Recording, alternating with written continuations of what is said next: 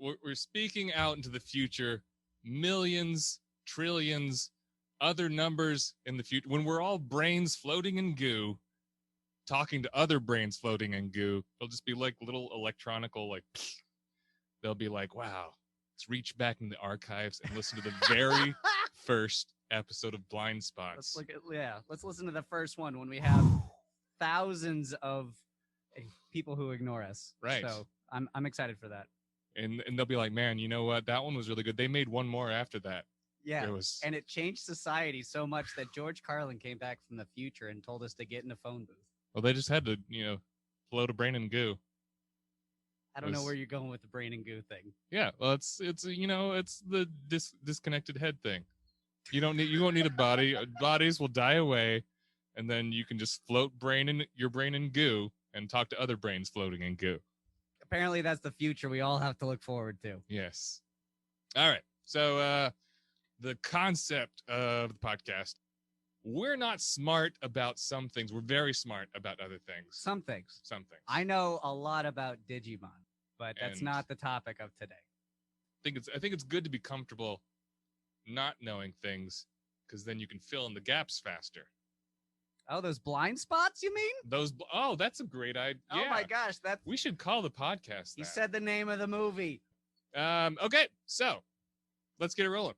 So the first topic of Blind Spots is lucid dreaming, which I think perfectly exemplifies the whole concept I just laid out. Because I mean, like, what kind of asinine idiot doesn't know about subconscious exploration? Oh, you don't know about that?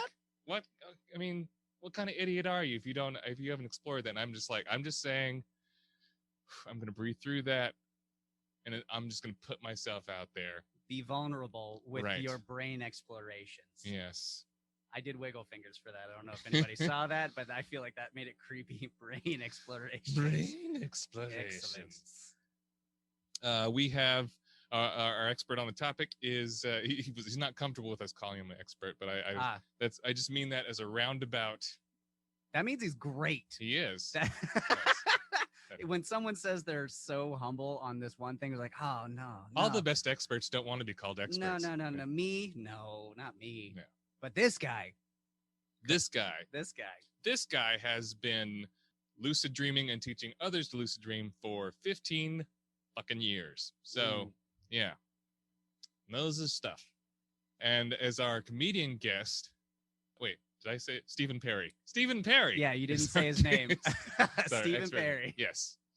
Now, also on our guest comedian tonight is Zoe Proval. Woo, woo. Portland comedian Zoe Proval. So Stephen Perry and Zoe Proval, come on down. Hello. Yes. Hello. Yeah. I'm more interested in Stephen How are you, Perry. Zoe? You've been teaching people to lucid dream for 15 years? Off and on. If I just find someone who has an interest in it, I tend to teach them the most tried and true methods and just get them on their way. Cool. What are the most tried and true methods? Oh, we can absolutely cover that. I think, I thought you'd never ask. I have some things that I've been searching up on TikTok about lucid dreaming, so we'll get in. Oh, my favorite source. That's where all the kids are getting their information. But I really want to know, like, Stephen, what's your background education-wise in dreaming in general, I guess? Sure. So I have a bachelor's of psychology from Southern Oregon University. I got this bachelor's because I specifically wished to learn about dreams and their application in the mental health field, only to discover that's not exactly a popular concept anymore. Freud kind of ruined that for everybody. Oh, no. With his strange theories. Damn it, Freud. And that was like the only thing he did wrong. Like everything else just... Everything else was above board. Yep. Just nailed it. So I did continue going into the mental health field. I'm actually a qualified mental health associate through the state of Oregon. So it's a certification of a QMHA 1, and I've worked in mental health. I've tried to implement my lucid dreaming practice in that a little bit. I've frequently found clients and residents in those settings who were interested or were already practicing it. So Yeah. I tended to let them know my own perspectives and advice and assist them with that where I was able. That's awesome. Nice. Yeah, you mentioned that like therapeutic uses is like it's one of the popular things or one of the better uses of it. There is, yeah, specifically to do with nightmares and PTSD. About 80% of people who suffer from PTSD, post-traumatic stress disorder, have frequent nightmares or dysphoric dreams, which is dreams that are unsettling or creepy. They wouldn't necessarily classify them as nightmares, but they're just generally unpleasant. And so the purpose of lucid dream therapy would be to teach people to become aware in these nightmares so they can either just automatically wake themselves up from it so they don't have to deal with it, or how to deal with the nightmare content in a productive way. Yeah, That's like you can turn it fantastic. around. Yeah. Funny note about that is that I have seen, this is my own personal experience, and also what I've learned from speaking with other lucid dreamers is that most of us, an overwhelming majority of us, became lucid dreamers specifically to deal with our own nightmares. Huh. So it's sort of a roundabout way of initiation into lucid dreaming. Interesting. Wow. Is that did you say that qualified for you as well? Oh yeah, definitely. Huh. I had to teach myself, but yeah, it was definitely due to a lot of stress in my life. It happened when I was a teenager. So, who's a teenager and doesn't have some form of PTSD? Yes. Yes. It's called high school. Right. Indeed. Zoe, what are your qualifications on lucid dreaming? Oh, I got none. Have you ever had one?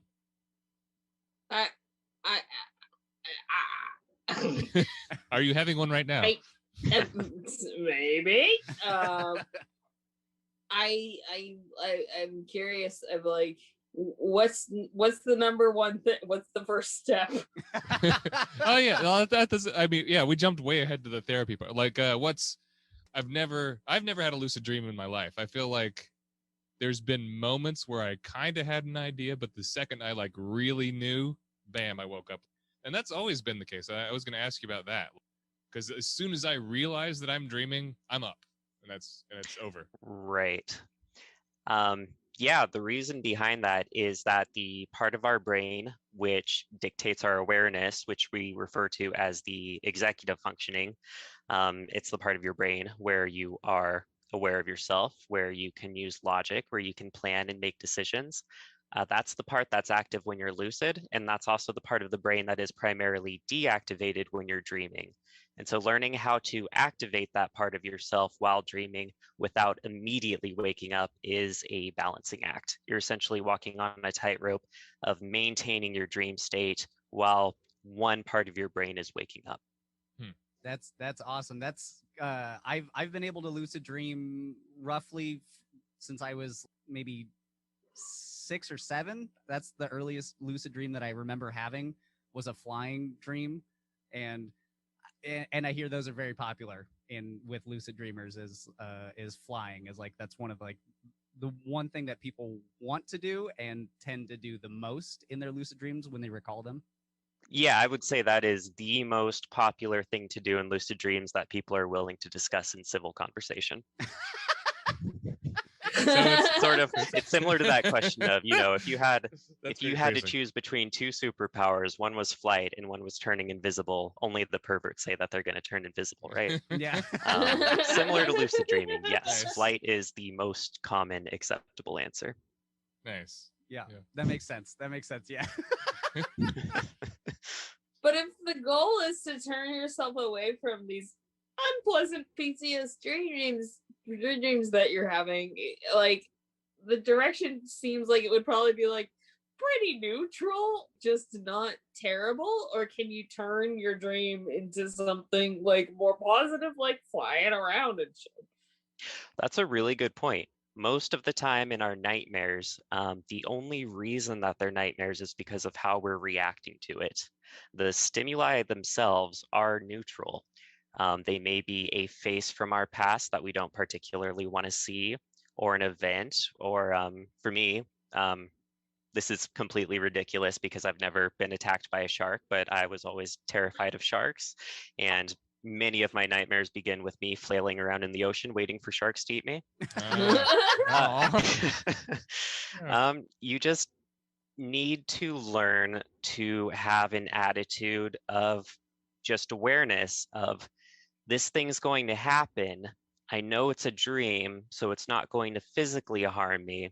So I can either just let the dream play itself out. For me, that takes the form of, letting the sharks eat me, and then the dream just naturally goes about its own business, and I usually end up somewhere else. For someone dealing with a specific traumatic memory, this could definitely take more the form of they're looking at it from their current future perspective, something along the lines of, yes, this happened to me. I wish it didn't happen to me, but it doesn't need to happen to me any longer. So I'm going to flip the narrative. I'm going to change the story.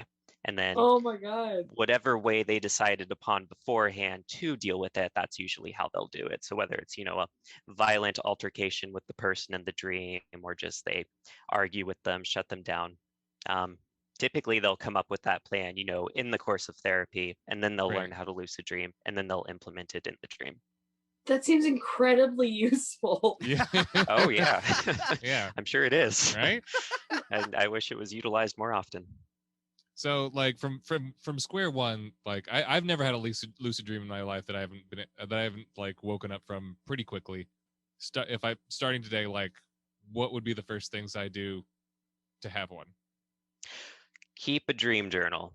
And the reason is that even if you aren't lucid in the majority of your dreams, if you don't remember them, you're not going to remember your lucid dreams either. So even the dreams where you did spontaneously become lucid, you're probably not going to recall them. So it's just setting up that practice. And a dream journal doesn't have to be a written narrative of the dream. You can draw a picture, you can do a voice memo, you can even talk about your dreams to your friends or family. Of course, it has to be a friend or family member that you're particularly close to and won't hate you for this. Yeah. We actually did talk about this right before we did the podcast. It was like about how like when someone starts talking to you about their dreams, they're like, yeah, I was in my dad's bedroom, but it wasn't my dad's bedroom, and it was upside down, and my dad was a shark. Sorry, Stephen. And I just got shivers. But yeah, so it's but which, by the way, Steven Spielberg was he said his biggest regret was that he made people afraid of sharks.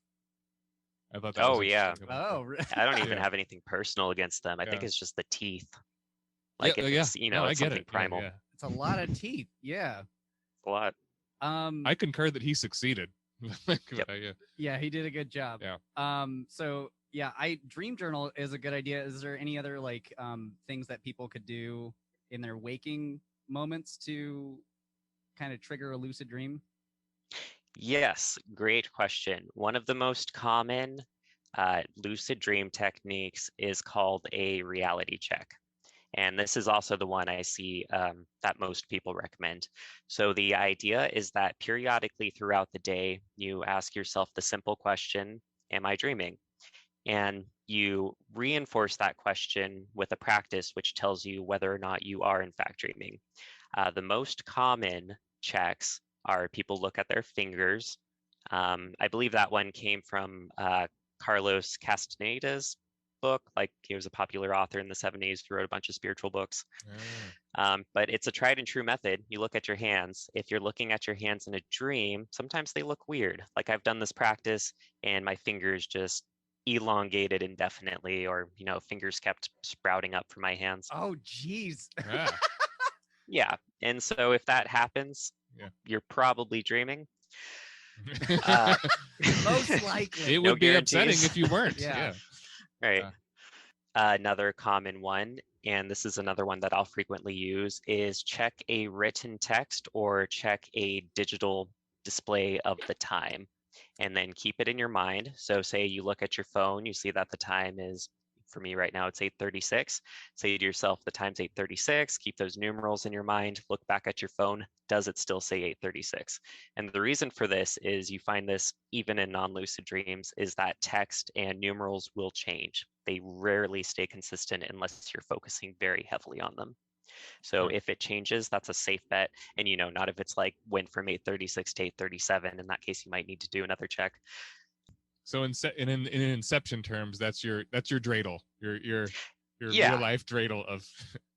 Exactly. That's my talisman. And that's one of the things I Yeah. really like about Inception is that's something that a lot of lucid dreamers have, is they have a tried and true method to determine whether or not they're dreaming. Mine that I used to use and had the most success with was I had a actual physical key. And I had two versions of the key, one of which I would only wear when I was awake and one of which I would only wear when I was dreaming. And Huh. if I could change that key to its dream form, it meant I was dreaming. Oh, wild. That's so cool. Yeah, I know another lucid dream researcher who has a tattoo on his wrist and it says, "Are you dreaming?" And I guess the words change when he looks at it and he's dreaming. Things like that. It's like a built-in button there. Right. Yeah, I bet you would get laid so much with that tattoo. Like if someone, oh, what's that tattoo? Like, well, let me tell you, it's when I'm dreaming. Our lucid dreamers, they're like the bad boys of the meditation community. Yeah, Stephen, would you? I've never heard it put Buddhism's that way. for squares. Yeah. Do you have a leather jacket when you're lucid dreaming? Is you're a bad boy? You Oh wear God, I hate to sunglasses? say yes. Yeah, we tend to go wild with it. A lot of us will have like alternative personas. Like I'll find myself wearing an outfit in a dream where I'll see myself in a mirror and I'll think, oh, I really like that jacket, that waistcoat, whatever it is. I'm just gonna wear that from now on, and then that's my dream self. Oh, that's cool. Nice. I had heard mixed reviews from TikTok about lucid dreaming, and this is your source. oh, I got a lot of sources from TikTok. Let me tell Yeah. you. One of the things that they like, one of the triggers that, or I guess one of the reality checks that you were talking about was looking into a mirror when you're in a dream. There's mixed reviews on that. Like some people said, never do it. And like, you'll see a demon. And then like, some people are just like, no, it's fine. You just. Oh, is this like a Bloody Mary situation? Yeah, but like in your dream, you see a reflection, and apparently sometimes it's triggering for some people. I don't know if Steven had any thoughts on that. It's a great point. I think contrary to my expectations, I think TikTok might actually be a very valuable wealth of resources See, I for told you people all. getting into lucid dreaming. And the reason is because they don't have expectations when they get into it. They don't have a knowledge base that they're moving forward from, which might necessarily condition what they experience in their dreams. So it's really interesting that they bring up mirrors. I've always had a creepy love-hate relationship with mirrors in my dreams. The reason for this is that they don't function like real mirrors do. Sometimes you see your reflection, sometimes you see nothing. Sometimes you can see something creepy. It really depends on what you're expecting to see when you look into one. I've used mirrors as a way to create dream characters. If there's somebody that I want to talk to or have in the dream, I actually will shift my features in the mirror into that person, reach my hand through, and pull them on through. Awesome. You can also use mirrors as a doorway. You don't see what's on the other side of a mirror, so much like Alice, you can step through and just see where you go. Cool. So yeah, I actually getting ready for the podcast, I was listening to checking TikTok. There's some Vice articles about lucid dreaming, and I tried some of the techniques last night. I had a very small lucid dream, which was a lot of fun. Yeah, in the dream, I was hanging out with Billy Ray Cyrus and Britney Spears. It was in a hotel. This is going to be kind of a weird segue offshoot, but I was in a hotel with Billy Ray Cyrus and and Britney Spears, and they seemed really bored with me, so I walked away. And then I'm walking down this hallway, and then I look in a mirror, and I look in the mirror, and then it was like realizing, I realized I was in a dream, and then I started rushing to like people that I knew, and I found the people that I knew, and then but the hotel started crumbling. I mean, we can get into that later, but yeah, there was a very small, maybe like 5-second lucid dream that I can actually recall. And yeah, Yeah, and that again goes back to the fact that when you're lucid, you are very close to being awake. Is there something in the dream that like made you be closer to awake and that made you be lucid? I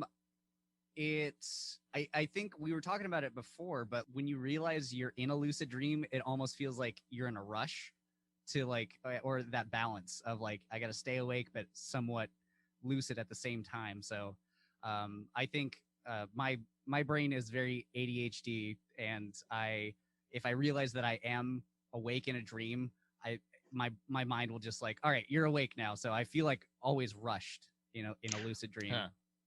Right. There's a natural attitude of excitement too when one becomes lucid.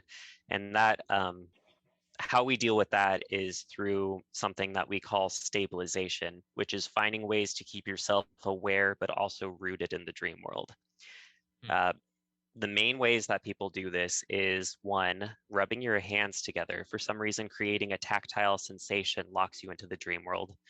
So you can rub your hands, you can rub someone else's hands, just as long as you're feeling something. You can run your hands along the walls. Right. you can rub a friend as long as it's consensual. Another thing is spinning. For some reason, lucid dreams or dreams in general are highly tied to our sense of balance and physical awareness. So spinning in the dream kind of distracts your mind from waking up and also re-solidifies the world around you. One side effect of spinning is that some people use this technique to create a new dream location. So it's entirely possible that where you're at when you start spinning and where you are when you stop spinning are two different places. So it may be beneficial to think of somewhere you want to be when you spin. Oh, that's It's cool. like it's like a sweep, like a transition in a sitcom. Just like or like the mask. Just like he just spins around and is when he was talking about speeding stuff up, I was going to ask, I know rapid eye movement. I watched my preparation was watching Inception last night, but like but I was wondering about the whole time aspect of things. Do dreams happen in like a very brief period of time because of rapid eye movement? Is it like a thing where it's just when do dreams happen? Does it like when you wake up, you think it's all night, right? but it turns out it's a minute. Yeah. Mm-hmm. Great question. So there's a somewhat of a complex answer to this. The simple answer is that the time in dreams is the exact same as the time while we're awake, and that they pass at the same rate. The lucid dream researcher Stephen LaBerge determined this in a laboratory experiment in the 80s, where he had people who were lucid dreamers. They'd signal to him with their eyes that they were lucid dreaming while they were in REM sleep, and he would have them estimate how much time had passed. So for example, he would say, or he wouldn't say because they were sleeping, but they were given the task before they slept that when you believe 10 seconds had passed, give me a signal with your eyes. When you believe half a minute has passed, give me a signal with your eyes. And it was the exact same as someone who was awake and was doing the experiment. So there is no discernible difference between how we perceive time while awake and how we perceive time in a dream. Cool. That's so cool.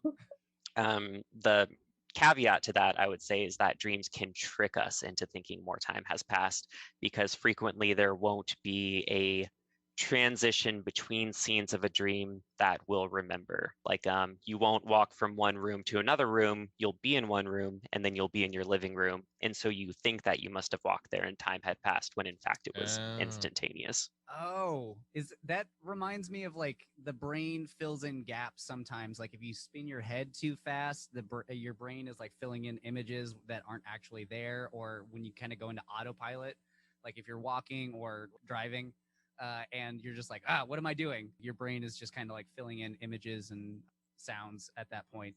I think some of the worst dreams are the ones that I have when that doesn't happen. And I've like slowly cleaned my entire house, and you just wake up and you're like, oh, it's, God damn it. You've had slow cleaning dreams? Not in a cleaning, but it's something really, really tedious. Just insanely tedious. Just doing your taxes. Just like, yeah. why of all the things that I could be doing, I could be flying. Why am I doing my taxes right now? Yeah, like there's like dream interpretation. It's like a thing that people are like, this is that mean to that. Is that something that you also know about? There's value to dream interpretation if the dream interpretation is coming from someone who has a very similar background to you. Symbolism in dreams is not something that's really accepted at this point in time. This was definitely something that Freud was really into, and his disciples and sort of people that were his offshoots like Jung were really into. Everything in a dream represents something else. And his whole theory behind this was that because we are actively repressing whatever the actual thing the dream represents is, so it has to come through as a symbol. Because obviously his theory was that it's all, it's all repressed sexual memories. And we can't see the repressed sexual memories as they actually are because it would cause us distress. Therefore, it's a bear with a boner. Or, something like that. How did you know my dream? We all have that dream. So that's where like dream dictionaries come from and stuff like that, where it's the at their most rudimentary level. But Yeah. this is something that humans have always thought was true with dreams, and I hesitate to say it's not true. I would instead say that the idea that there are symbols in dreams is us witnessing cultural baggage within our own dreams. So, if you see Tom Cruise in a dream, maybe it represents a overly excitable part of yourself who makes poor decisions and happen to join a cult. Like, if everybody dreams of Tom Cruise, then it means the same thing for everybody. Like we have certain expectations and associations tied with the dream content. So really the best way to know what it means is to think, what do I think of? How do I feel when I think of this thing I encountered in a dream, rather than necessarily buying a dream dictionary that's going to tell you all these things. Or discussing it with, your friends, your family members. What do they think this means? And that could lead you to kind of discovering it for yourself. Oh, that reminds me. I was my dad's a psychologist, and he didn't do much dream stuff, but there was I was asking about it, and he said that sometimes he'd have clients ask about that, and one of the things he would tell them to do was to basically tell the story of the dream, and then at the end of every sentence or two say part of me, and then that made them kind of think themselves what it meant, and that way and draw their own conclusions as far as if it was metaphorical or so he outsourced his work to the patient, just like you do. That's what good does. Well, actually, that's what good psychology does. Yeah. The worst kind of psychologists are the ones that are like, this is what you should do, or like it's right. Yeah, they lead you to your own conclusions. You do it. I'm tired. I think that's a really good way to approach it. I'm a little ambivalent about the idea of associating everything in our dreams with ourselves. The self is a very nebulous concept. It's pretty much whatever we think it is at the moment. There is no defined self. There are certain memories and emotions we carry with us throughout our life, but we can kind of, we can choose which aspects of those things that we currently are at the moment. A lot of stuff we encounter in dreams is just detritus. It's just stuff we picked up from the day, or thoughts that may have passed through our head. It's just debris. It's just remnants. Yeah, that was a big old fancy word you'd busted up. And so the idea that everything represents something else, I think, is antiquated idea. But I think your dad certainly had the right perspective of really the most important thing you can do is just think about it. Like, what occurs in your head when you think about the dream? Dreams, I don't want to say that dreams want us to know what they are, but they're actually fairly self-explanatory as long as you give space inside of yourself to let the associations come forward. What are some of like the unusual things, like you like, oh, I wouldn't have thought this would have been cool, but this was amazing. Like, can I speak to that? Sure. I don't know if there's any lucid dreamers that are going to listen to this, or if any of you guys have this in mind, but if you just try to be Spider-Man in your dreams, it's like the coolest fucking thing in the world.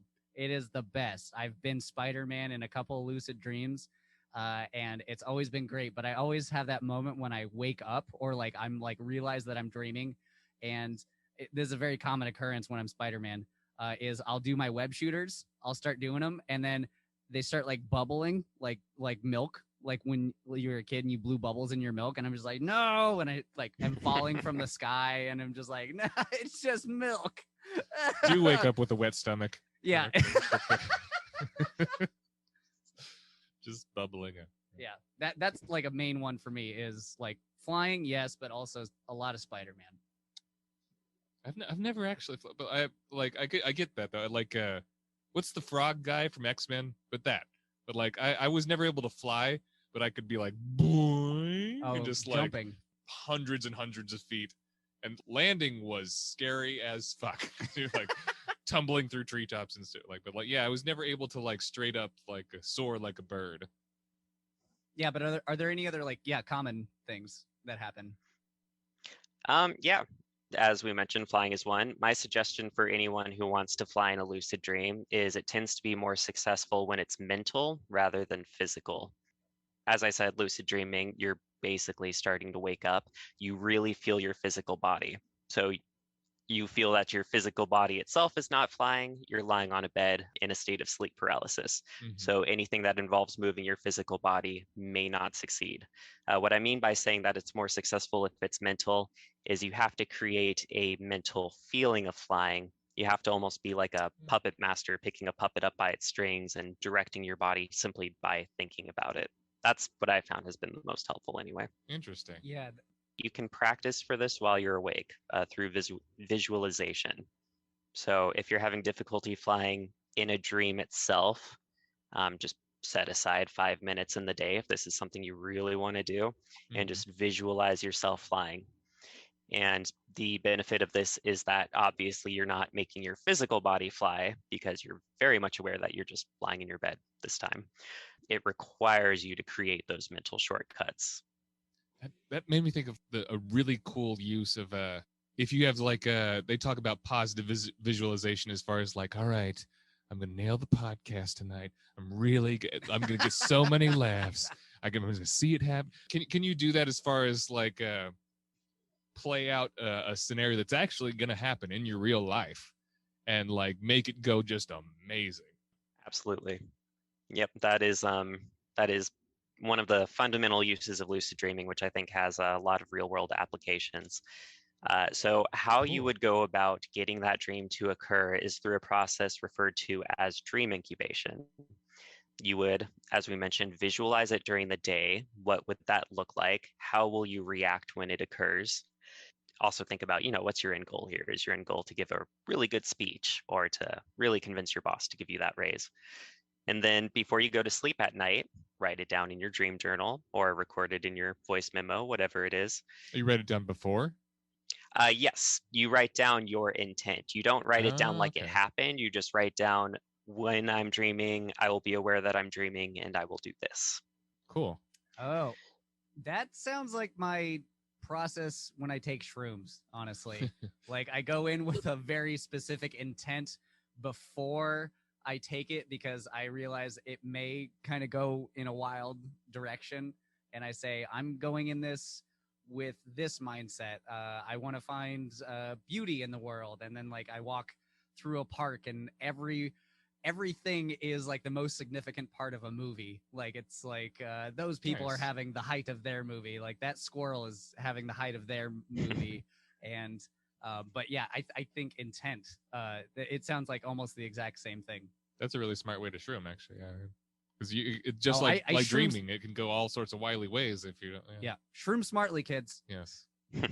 I have like an inverted version of this that I'm curious about if my theory when I was a little kid worked. Like I had these terrible nightmares that I knew were affected by like outward stimulus. So like, for example, I saw the movie Jaws. I didn't want to have a nightmare about the movie Jaws. So I would think about every possible scenario that I could dream about that was like, oh, my mom gets eaten by a shark or whatever. Did I do it right? Is that what happened in your dreams? They didn't because I thought about it before. So if I thought about it, then it means I can't dream about it. Right, right.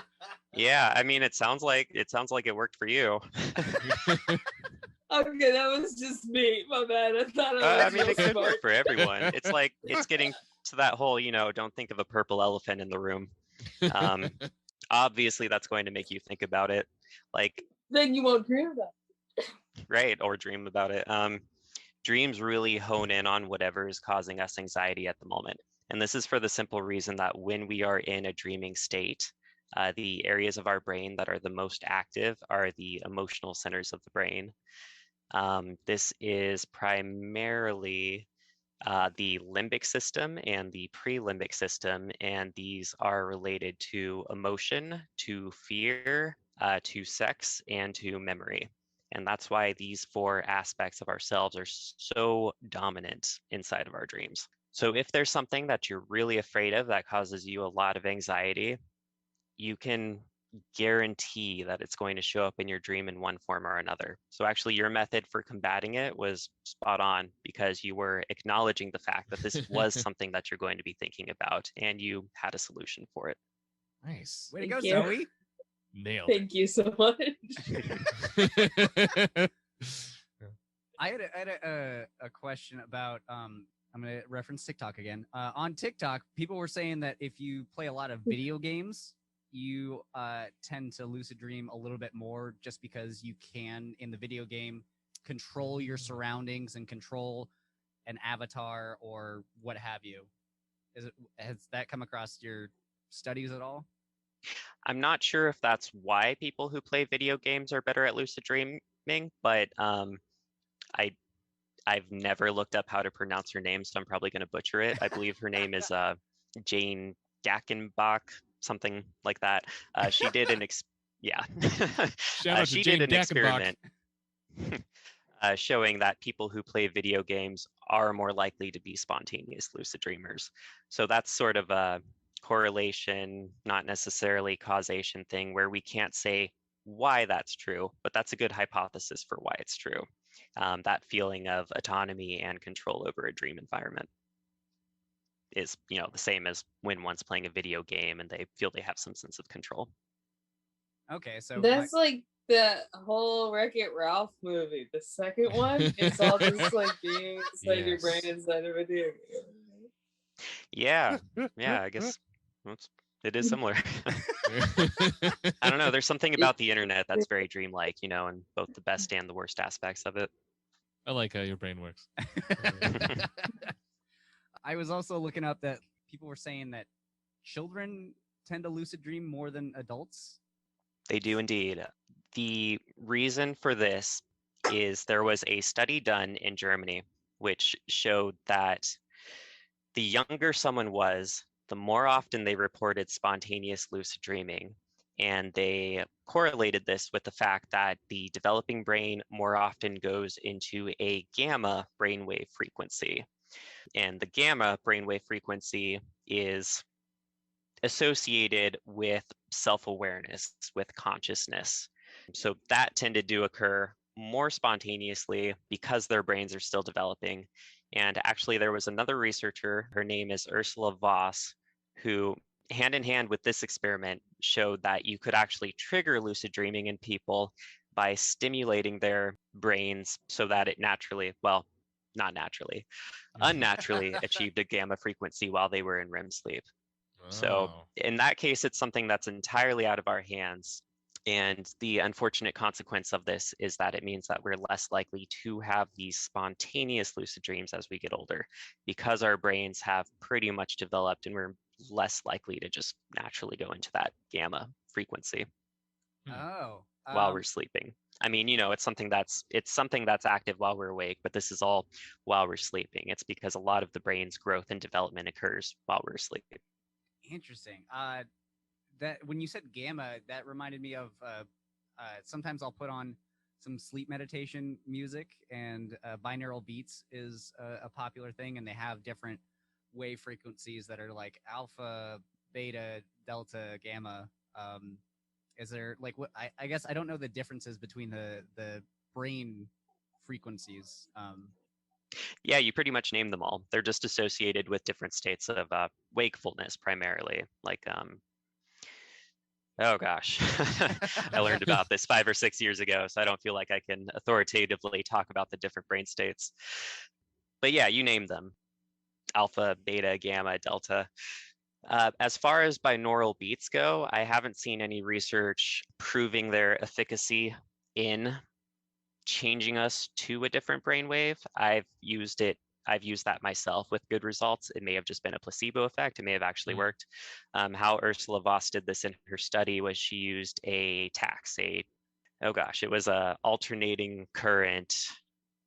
Essentially, she electrified people's brains into the correct state. Oh, wow. It was, traditional mad scientist experiment. I'm really waiting for that product to go on the market so we can all do it at home. Wow. I would gladly electrocute my brain. Well, isn't there like it's mostly a blind spot there, but there was a time when I did some research, but I looked up like a tea. Like there's like some sort of tea you can drink that's supposed to help you lucid dream. Do you remember what the primary ingredient in the tea was? No idea. I've heard Okay. mugwort does wonders for lucid dreaming. That's from Harry Potter.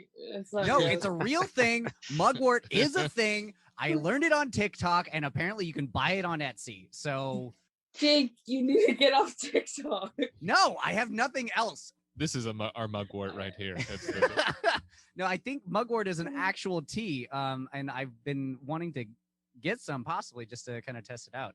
Yeah, and that's possibly what you're referring to at Logan, because you can drink mugwort as a tea, but it is essentially a weed, but it does have some strange properties. I've never used it to successfully incubate a lucid dream, but it has made my dreams more vivid.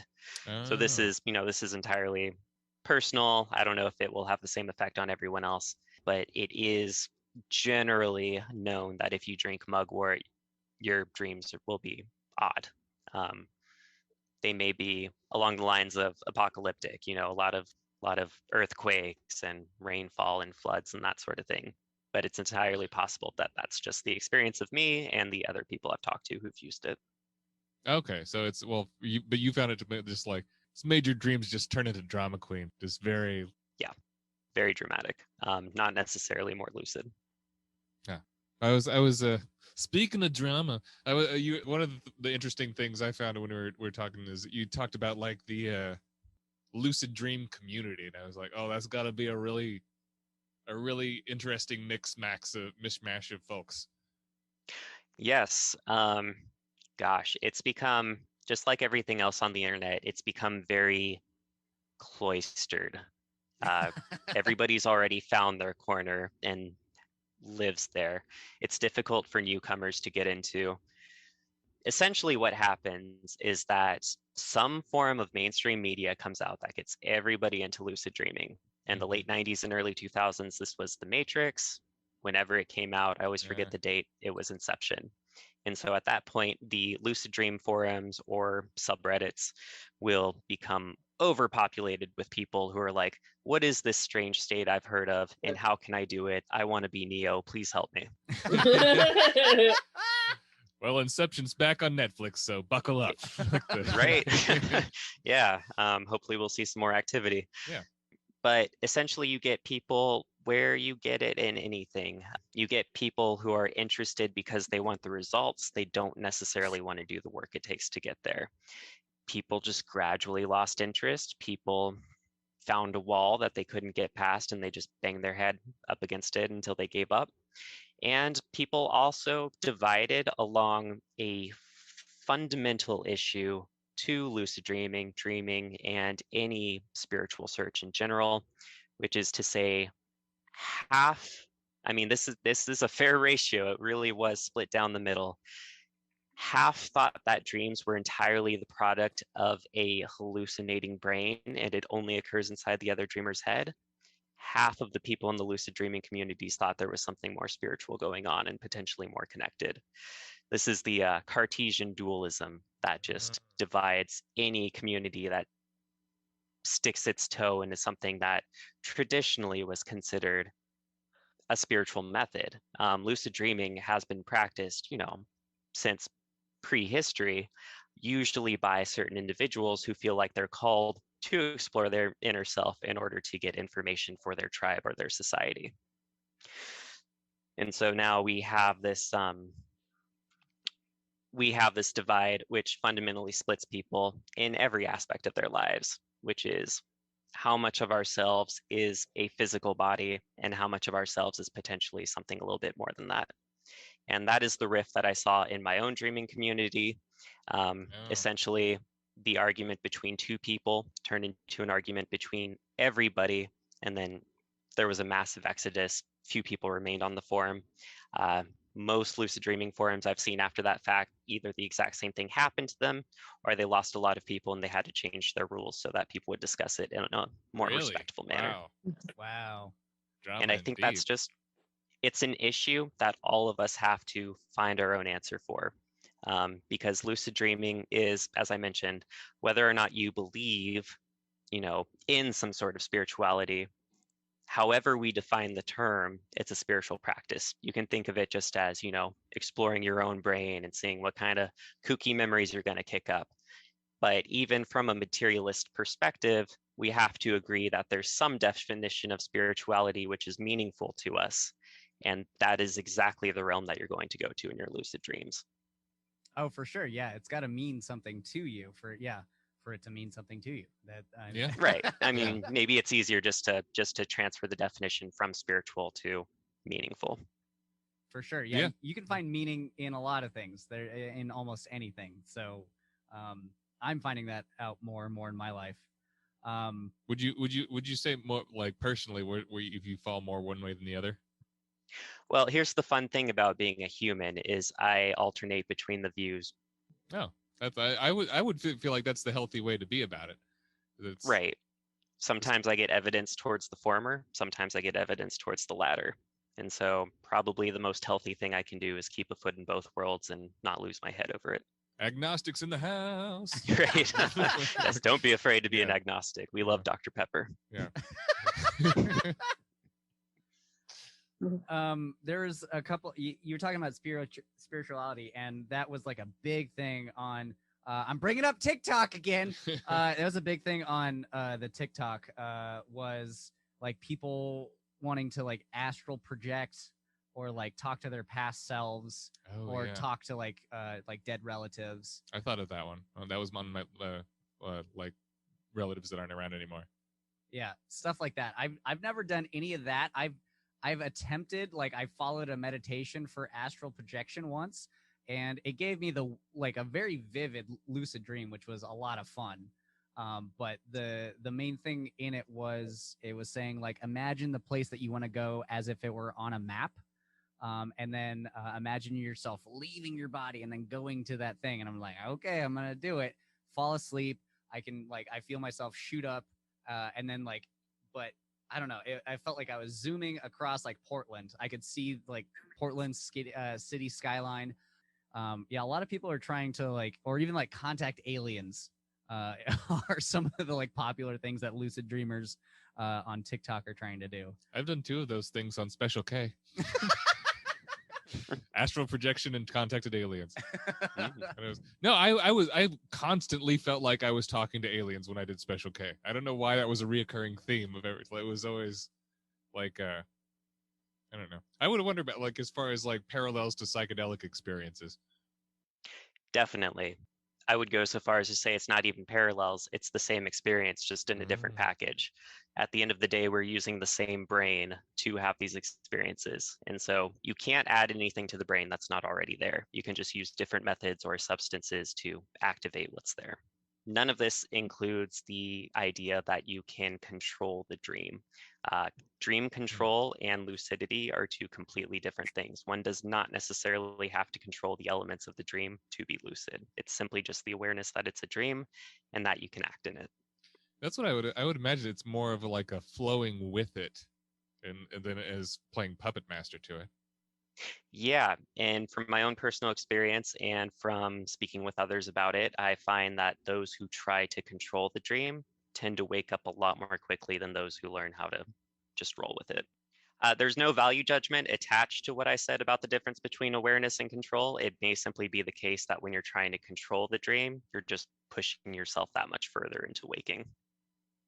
Are there people that do kind of get into the control aspect of I would imagine there's potential to get like a god complex if you're for the wrong kind of person.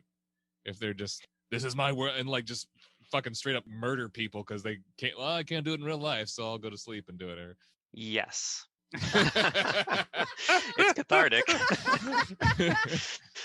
I can't really say whether or not doing something in a dream is fundamentally wrong.